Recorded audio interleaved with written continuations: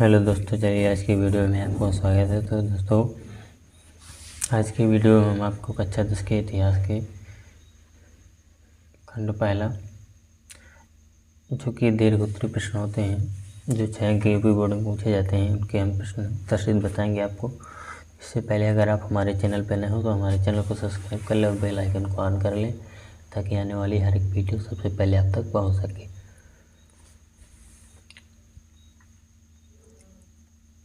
तो आप लोग देखेंगे, पहला प्रश्न है हमारा, इटली का एकीकरण कैसे हुआ? इटली के एकीकरण की प्रक्रिया को संक्षेप में लिखिए। तो उत्तर है हमारा ये अथवा है, ये तो इटली का एकीकरण, ये तो एकीकरण संक्षेप में लिखना है इटली का। तो उत्तर होगा हमारा, इटली के एकीकरण की प्रक्रिया 19वीं शताब्दी में शुरू हुई। इस प्रक्रिया का विवरण इस प्रकार था। इस समय इटली अनेक वंशानुगत राज्यों व बहुराष्ट्रीय हैब्सबर्ग साम्राज्य में बिखरा हुआ था। इतालवी भाषा संपूर्ण इटली में नहीं बोली जाती थी। अनेक स्थानों पर इसके अनेक रूप प्रचलित थे। 1830 ईस्वी के दशक में यूसेफ मित्सी ने इटली की एकीकृत करने के लिए सबसे ज़्यादा प्रयास किया और उसने यंग इटली नामक गुप्त संगठन स्थापित किया।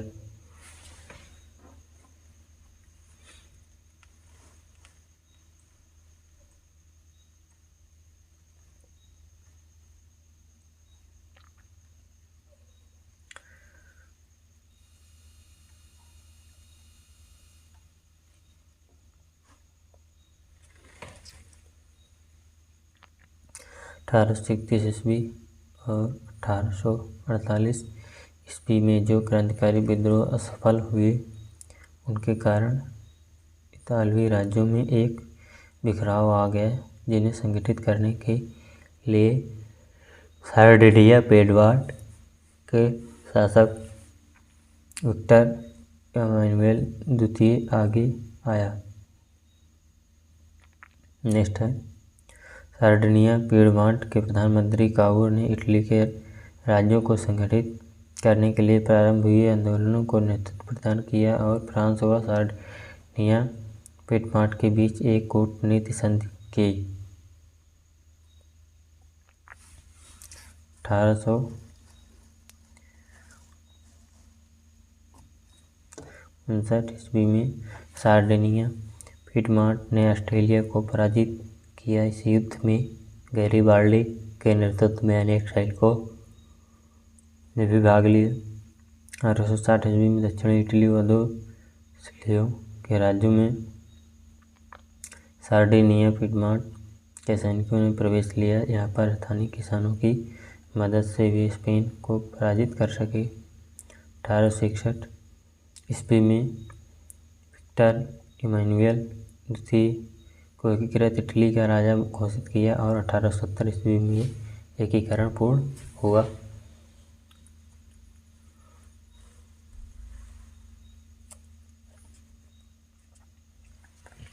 नेक्स्ट प्रश्न अपना, जर्मन एकीकरण की प्रक्रिया के बारे में एक संक्षेप लिखिए। अथवा में पूछ सकता है, जर्मन का एकीकरण कैसे हुआ? तो जर्मन के एकीकरण के प्रमुख चरण इस प्रकार हैं।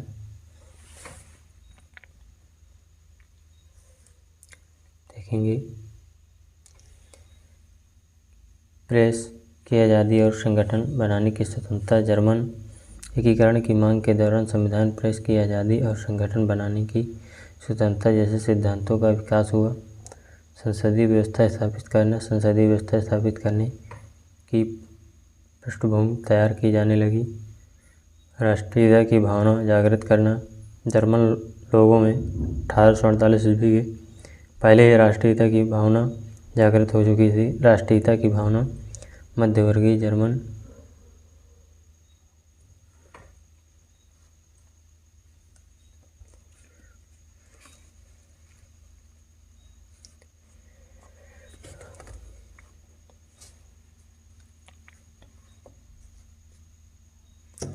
राष्ट्रीयता की भावना जागृत करना, जर्मन के लोगों में 1848 ईस्वी के पहले ही राष्ट्रीयता की भावना जागृत करना हो जागृत हो चुकी थी। राष्ट्रीयता की भावना मध्यवर्गीय जर्मन लोगों में बहुत अधिक थी।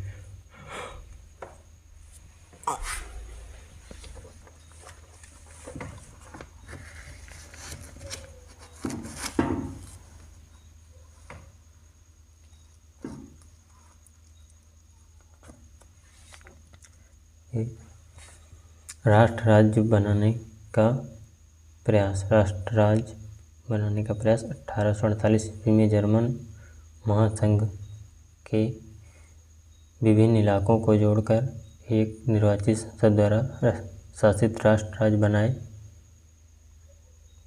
का प्रयास किया गया था। उदारवादी विचारधारा का उद्भव। राष्ट्र निर्माण की इस उदारवादी विचारधारा को राजशाही और फौजी ताकतों के विरुद्ध कड़ी चुनौती का सामना करना पड़ा।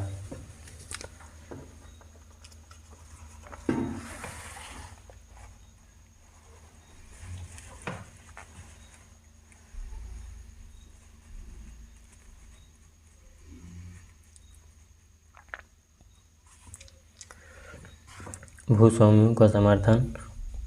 उनका प्रशा के बड़े भूस्वामियों ने भी समर्थन किया। प्रशा ने राष्ट्रीय एकीकरण के आंदोलन का नेतृत्व संभाला और इसे एक नई दिशा प्रदान की। प्रशा का प्रधानमंत्री ऑटो वॉन बिस्मार्क इस प्रक्रिया का जनक था, जिसने प्रशा की सेना और नौकरशाही की मदद ली। 7 वर्ष में ऑस्ट्रेलिया, डेनमार्क और फ्रांस से 3 युद्धों में प्रशा की जीत हुई। इस प्रकार जर्मनी के एकीकरण की प्रक्रिया शुरू हुई। 18 जनवरी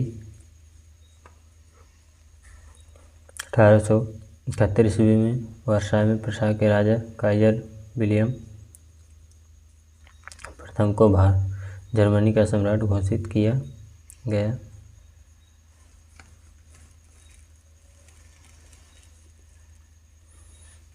जर्मन राज्यों के राजकुमारों, सेना के प्रतिनिधियों और प्रमुख मंत्री ऑटो वॉन बिस्मार्क समेत प्रशा के महत्वपूर्ण मंत्रियों की एक बैठक वर्साय के महल के बेहद ठंडे Sheesh Mahal hall of mirrors में हुई।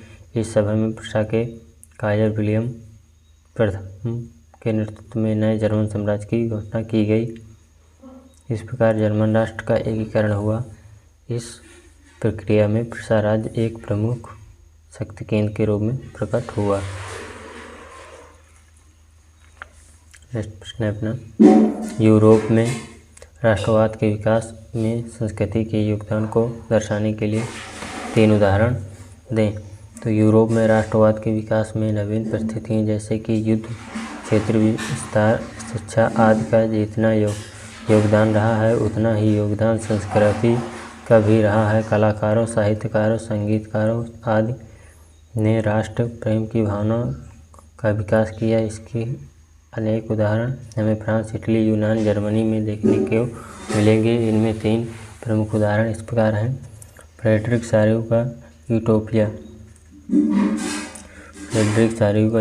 फ्रांसीसी कलाकार फ्रेडरिक सारिउ ने सन 1848 ईस्वी में 4 चित्रों की एक श्रृंखला का सृजन किया। इन चित्रों के द्वारा विश्वव्यापी प्रजातांत्रिक और सामाजिक गणराज्यों के स्वप्न को साकार रूप देने का प्रयास किया गया। रीड के कल्पनादर्श यूटोपिया में एक आदर्श समाज की कल्पना की गई। इस चित्र में सभी वर्ग एवं सभी उम्र के स्त्री पुरुष स्वतंत्रता की प्रतिमा की वंदना करते हुए जा रहे हैं। सभी के हाथ में मशाल और मानव के अधिकारों का घोषणा पत्र है। राष्ट्र जो समूह में बटे हुए हैं उन्हें राष्ट्रीय पोशाक, तिरंगे, झंडे, भाषा और राष्ट्रगान के द्वारा एक राष्ट्र राज्य का रूप दिया। इस प्रकार 19वीं शताब्दी में यूरोप में राष्ट्रीयता के विकास में रिउ की यूटोपिया ने प्रेरणा का काम किया। नेक्स्ट, कार्ल कैस्पर क्रिस्टज का स्वतंत्रता के वृक्ष का रोपण। जर्मन चित्रकार कार्ल कैस्पर क्रिस्टज ने स्वतंत्रता के वृक्ष का रोपण करते हुए एक चित्र बनाया है। इस चित्र की पृष्ठभूमि में फ्रांसीसी सेनाओं को छिपरे का राज पर कब्जा करते हुए दिखाया गया। इसमें फ्रांसीसी सैनिकों को दमनकारी के रूप में रेखांकित किया गया। इसमें किसान की गाड़ी छीनते हुए कुछ युवा महिलाओं को परेशान कर रहे हैं। वहीं एक किसान को घुटने टेकने पर विवश किया जा रहा है। इस चित्र के बीच में चित्रकार ने स्वतंत्रता के वृक्ष का रोपण को दर्शाया है। इस वृक्ष पर एक ही तख्ती लगी हुई है जिस पर जर्मन में लिखा हुआ है, हमसे आज़ादी और समानता ले लो। यह मानवता का आदर्श रूप है।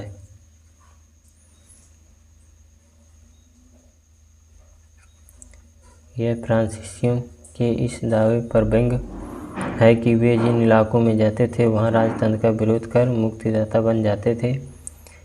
यूजीन देलाक्रोआ की द मैसेकर एट कियास। फ्रांसीसी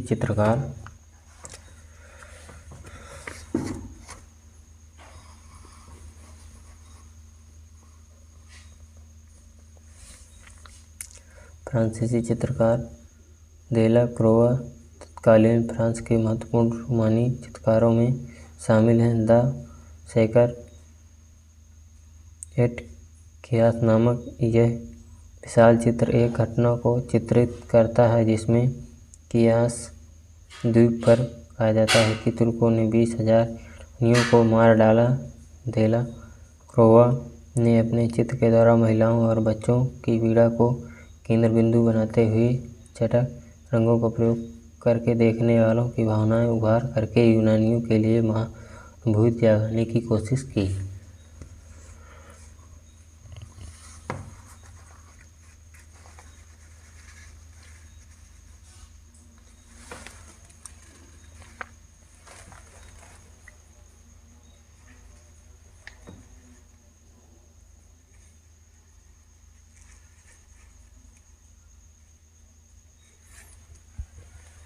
इस प्रकार राष्ट्रवाद का विकास करने में संस्कृति की अहम भूमिका निभाई।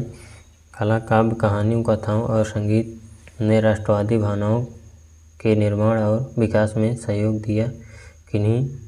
प्रश्न हमारा किन्हीं दो देशों पर ध्यान केंद्रित करते हुए बताएं कि 19वीं सदी में राष्ट्र किस प्रकार विकसित हुए।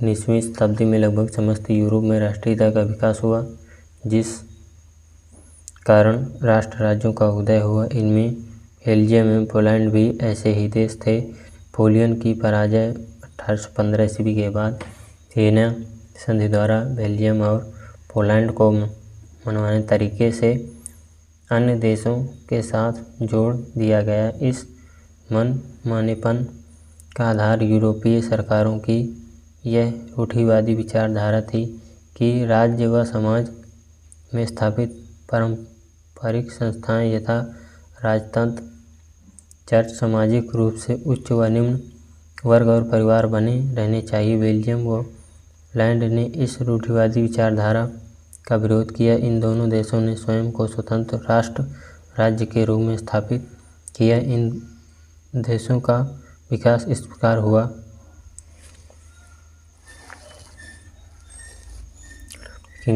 पोलैंड वियना संधि द्वारा ही पोलैंड को दो भागों में बांटा गया और इसका बड़ा भाग रूस को इनाम के तौर पर दे दिया गया। परंतु जब वहाँ के लोगों में राष्ट्रीय भावना का विकास हुआ तो 1848 ईस्वी में पोलैंड और वार्सा में क्रांति आरंभ हुई। इसे रूसी सेनाओं ने कठोरता से दबा दिया, परंतु राष्ट्रवादियों ने हार नहीं मानी और दोबारा विद्रोह किया, जिसमें उन्हें सफलता मिली।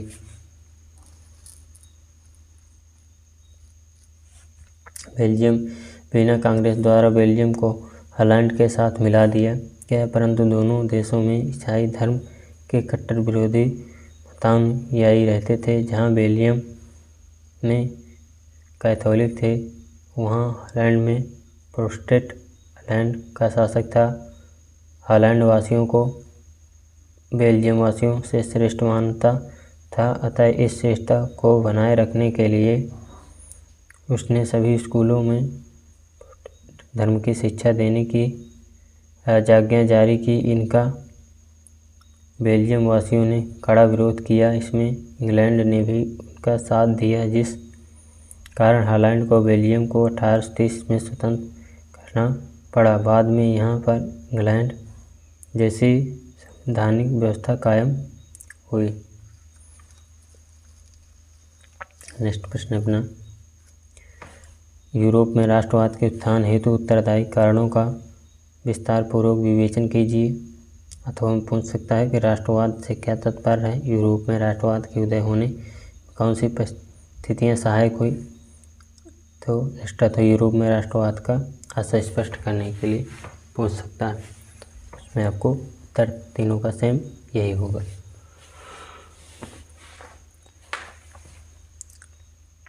राष्ट्र राज्यों का उदय 18वीं शताब्दी के मध्य तक नहीं हुआ था। विभिन्न देश अनेक भागों, भाषाओं और घटनों में विभाजित थे, लेकिन 19वीं शताब्दी के प्रारंभ तक राष्ट्रवादी भावनाओं का प्रसार होने लगा। यूरोप में राष्ट्रवादी भावनाओं के प्रसार हेतु उत्तरदायी प्रमुख कारण निम्नवत हैं। संस्कृति की भूमिका, राष्ट्रवाद के विकास में युद्धों व क्रांतियों के साथ साथ संस्कृति की भी महत्वपूर्ण भूमिका रही है।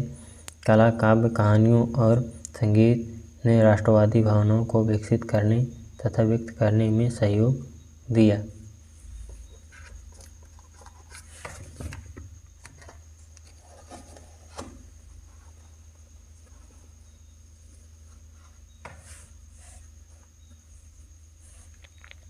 योग दिया। राष्ट्र की सच्ची आत्मा लोकगीतों, जन काव्य और लोक नृत्यों से प्रकट होती थी। स्थानीय बोलियों पर बल और लोक साहित्य को एकत्र करने का उद्देश्य राष्ट्रीय भावनाओं को फैलाना था। जैसे पोलैंड अब स्वतंत्र भू क्षेत्र नहीं था, किंतु संगीत और भाषा के माध्यम से राष्ट्रीय संघर्ष का गुणगान किया गया तथा विभिन्न लोक नृत्यों को राष्ट्रीय प्रतीकों में बदल दिया गया।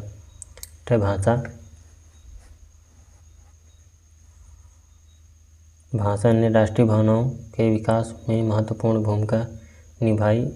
रूसी कब्जे के बाद पोलैंड में रूसी भाषा को लाद दिया गया।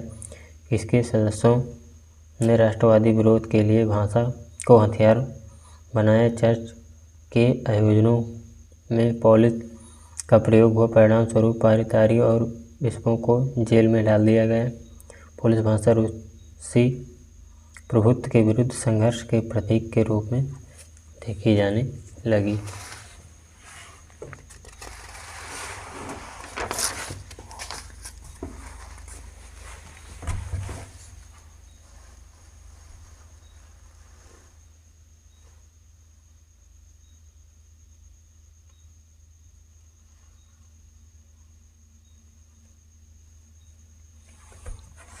जन विद्रोह। 1830 ईस्वी के दशक में यूरोप में जनसंख्या में तेजी से वृद्धि हुई। यूरोप के उन इलाकों में जहां कुलीन वर्ग अभी तक भी सत्ता में था, कृषक कर्ज के बोझ तले दबे थे। शहरों और गांवों में कई कारणों से गरीबी थी, बेरोजगारी तथा खाद्यान्न की कमी के कारण लोगों ने विद्रोह करने शुरू कर दिए। इन विद्रोह के कारण रूढ़वादी सरकार कमज़ोर पड़ने लगी तथा राष्ट्रवादी भावनाएं विकसित होने लगी। मध्यम वर्ग का उदय। 18वीं सदी का यूरोप के विभिन्न देशों में दो प्रमुख वर्ग थे, कुलीन वर्ग तथा दास या कृषक वर्ग।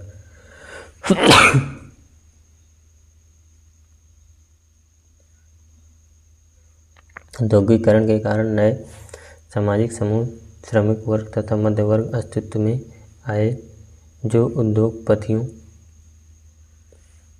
व्यापारियों और सेवा क्षेत्र में लोगों से बने थे। इस वर्ग ने कुलीन विशेषाधिकारियों की समाप्ति तथा शिक्षित और उत्तरवादी मध्यम वर्गों के बीच राष्ट्रीय एकता के विचारों को बढ़ाया।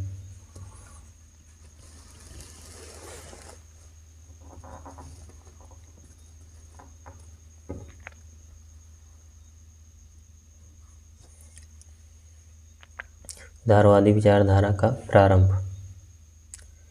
19वीं शताब्दी में यूरोप में एक नई विचारधारा पनपने लगी उदारवाद। नए मध्य वर्गों के लिए इसका अर्थ था व्यक्ति के लिए आज़ादी और कानून के समक्ष सबकी बराबरी। उदारवाद एक ऐसी सरकार पर जोर देता था जो आपसी सहमति से बनी हो। आर्थिक क्षेत्र में उदारवाद बेरोजगारों की मुक्ति और चीज़ों तथा पूंजी के आवागमन पर राज्य द्वारा लगाए गए नियंत्रणों को समाप्त करने के पक्ष में था। नया व्यापारिक वर्ग एक ऐसी आर्थिक नीति का पक्षधर था जहाँ वस्तुओं, लोगों, पूंजी व आवागमन बाधा रहित हो। इस विचारधारा ने राष्ट्रीय एकीकरण को बढ़ावा दिया।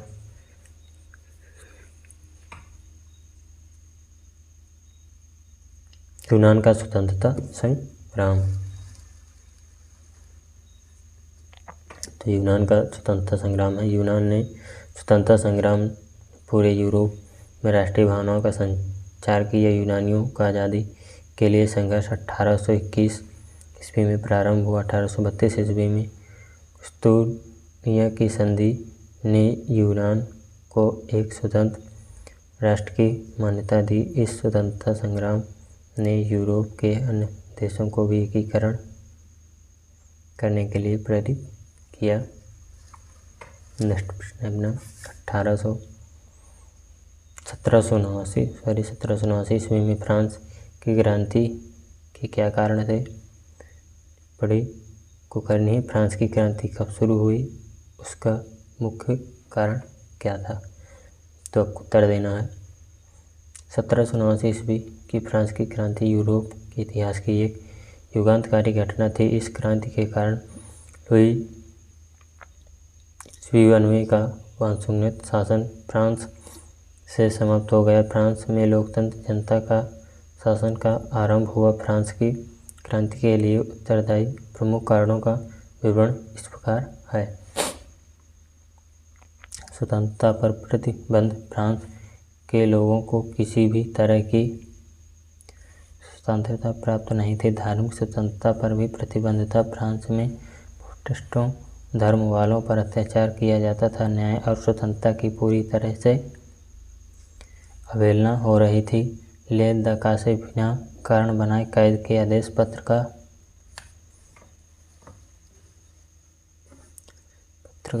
प्रयोग व्यक्ति की स्वतंत्रता के लिए खतरा था। अतः जनता के असंतोष ने क्रांति का रूप ले लिया। मध्यम वर्ग।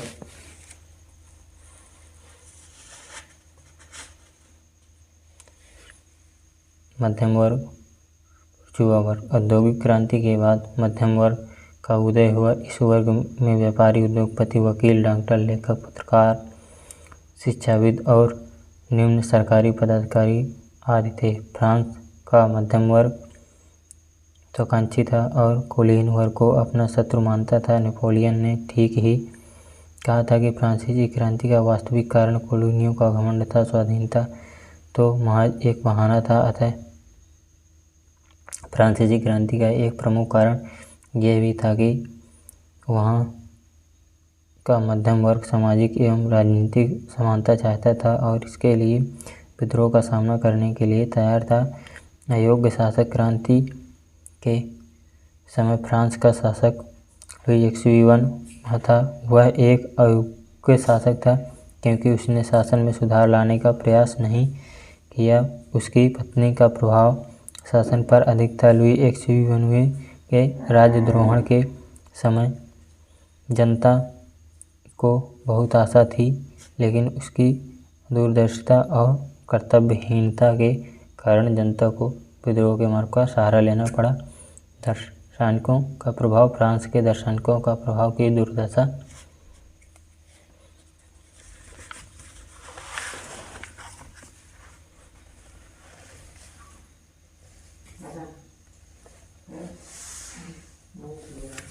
न्याय व्यवस्था की चुटकियों तथा फ्रांसीसी समाज की बुराइयों से लोगों को पराजित कराया। रूसो, मास्टेक्यो, वॉल्टेयर तथा अन्य लेखकों के विचारों ने फ्रांस के क्रांतिकारियों को प्रभावित किया। फ्रांस के लोग दार्शनिकों के विचारों से प्रभावित होकर क्रांति के मार्ग को अपनाने को तैयार हो गए। जनसंख्या। यूरोप में राष्ट्रवाद के उदय में जर्मन एवं इटली के एकीकरण का योगदान बताना है आपको। लास्ट इम्पोर्टेंट प्रश्न है, 19वीं शताब्दी में यूरोपीय महाद्वीप में राष्ट्रवाद की एक लहर चली जिसने यूरोपीय देशों को कायाकल्प कर दिया। जर्मनी, इटली, रोमानिया आदि नवनिर्मित कई देशों, कई क्षेत्रीय राज्यों को मिलाकर बने जिनकी राष्ट्रीय पहचान समान थी। यूनान, पोलैंड, बल्गेरिया आदि स्वतंत्र होकर राष्ट्र बन गए। राष्ट्रवादी चेतना का उदय यूरोप में पुनर्जागरण काल से ही शुरू हो चुका था, परंतु 1789 ईस्वी के फ्रांसीसी क्रांति का यह शतक रूप लेकर प्रकट हुआ।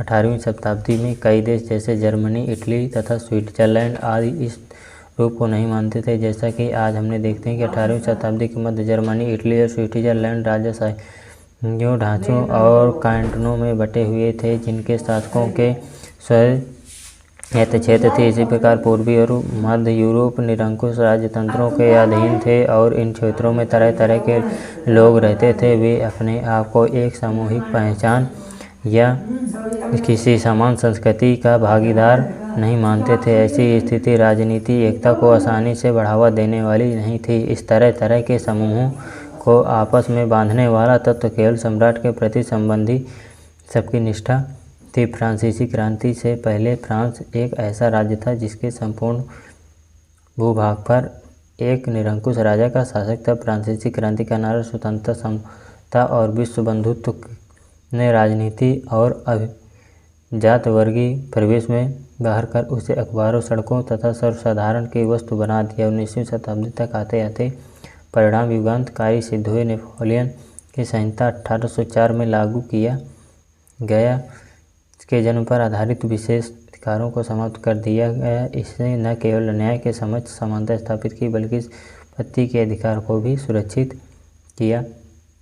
18वीं शताब्दी के अंतिम वर्षों में नेपोलियन के आक्रमण ने यूरोप में राष्ट्रीयता की भावना को प्रसार में महत्वपूर्ण योगदान दिया। इटली, पोलैंड, जर्मनी और स्पेन में नेपोलियन ने नवयुग का संदेश पहुंचाया। नेपोलियन के आक्रमण में इटली और जर्मनी में एक अध्याय आरंभ हुआ। उसने समस्त देश में एक संगठित एवं एक रूप शासन स्थापित किया। इससे वहाँ राष्ट्रीयता के विचार उत्पन्न हुए। इसी राष्ट्रीयता की भावना ने जर्मनी और इटली को मात्र भौगोलिक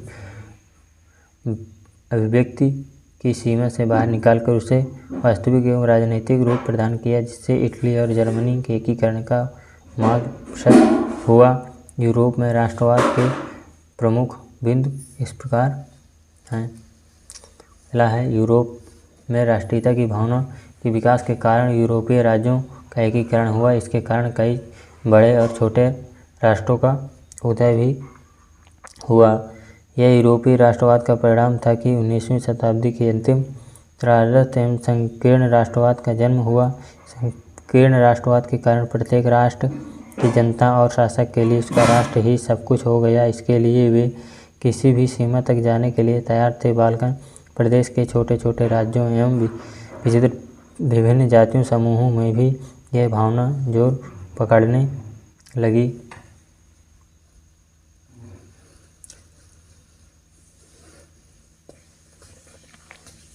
यूरोप राष्ट्रवाद के प्रभाव के कारण जर्मनी, इटली जैसे राज्यों में साम्राज्यवादी प्रवृत्तियों का उदय हुआ। प्रवृत्ति ने एशियाई एवं अफ्रीकी देशों को अपना निशाना बनाया, जहां यूरोपीय देशों ने उपनिवेशों स्थापित किए। इन्हीं उपनिवेशों के शोषण पर ही औद्योगिक क्रांति की आधारशिला टिकी हुई। इस साम्राज्यवादी प्रगति के कारण ऑटोमन साम्राज्य का पतन हुआ। यूरोपीय राष्ट्रवादी का प्रभाव अफ्रीका एवं एशियाई देशों पर भी पड़ा। उन उपनिवेशों में विदेशी शासन से मुक्ति के लिए स्वतंत्रता आंदोलन प्रारंभ हो गए। तो आज की इस वीडियो में आशा करता हूँ कि आपको पसंद आया होगा। तो इससे पहले अगर आप हमारे चैनल पे नए हों तो हमारे चैनल को सब्सक्राइब कर लें और बेल आइकन को ऑन कर लें, ताकि आने वाली हर एक वीडियो सबसे पहले आप तक पहुंच सके। तो अब नेक्स्ट वीडियो में हमको खंड का इतिहास क्लास 10th में जो है हिस्ट्री में भारत में राष्ट्रवाद के बारे में चर्चा करेंगे। तो जो भी इम्पोर्टेंट प्रश्न होंगे उनको हम आपको नेक्स्ट वीडियो में बताएंगे। तो इससे पहले कि अगर आप हमारे चैनल पर नए हों तो हमारे चैनल को सब्सक्राइब कर लें और बेल आइकन को ऑन कर लें, ताकि आने वाली हर एक वीडियो सबसे पहले आप तक पहुँच सके।